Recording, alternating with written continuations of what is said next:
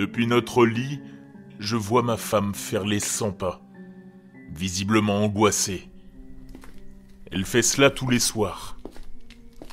Cela fait maintenant 1 mois que je suis coincé ici, et j'ai cessé d'essayer de lui demander pardon, même si je sais que cela ne marchera pas, de toute manière. Je l'entends marmonner. Cela n'aurait pas dû se passer comme ça.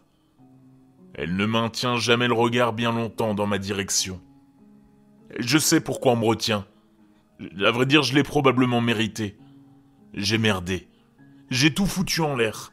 J'ai eu une liaison avec ma chef. Cela a duré 3 mois avant que ma femme ne voie les textos. Je n'aurais pas pu le nier. Les SMS étaient trop explicites. Bien sûr, je me suis mis sur la défensive, lui disant qu'elle n'arrivait pas à me satisfaire et que je serais plus heureux sans elle. Et je ne l'avais jamais vue aussi en colère contre moi. C'est la première fois que je me suis senti en danger avec elle. Je ne savais même pas que je pouvais me sentir comme ça en sa présence. Je ne saurais même pas vous dire pourquoi je l'ai trompée. Je ne pense même pas que ma supérieure me plaisait. J'avais juste besoin d'échapper à la réalité. J'ai été malheureux pendant si longtemps, et il était si facile de rejeter la faute sur ma femme. Aujourd'hui, je vois que j'ai toujours été le problème. J'ai tout gâché. Je l'observe, tandis qu'elle continue à faire les 100 pas. Elle finit par regarder vers le lit. Ses yeux sont un mélange de tristesse et de rage. Elle est toujours en colère contre moi. « Pourquoi, David ? Pourquoi ? Comment as-tu pu me faire ça ? Tout ce que je peux faire, c'est la regarder. J'ai détruit la vie de ma famille. Je voulais une issue facile. Je voulais te mettre fin à ma souffrance. Mais maintenant, je suis plus triste que jamais. Lorsque je me suis assis sur ce lit, il y a exactement 1 mois, j'ai cru que j'allais enfin être libre.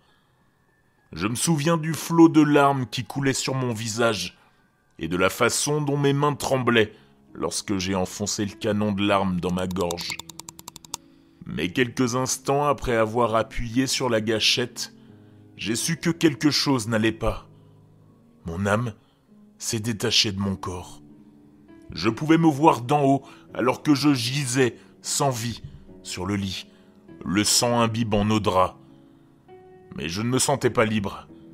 Je me sentais plus piégé que jamais.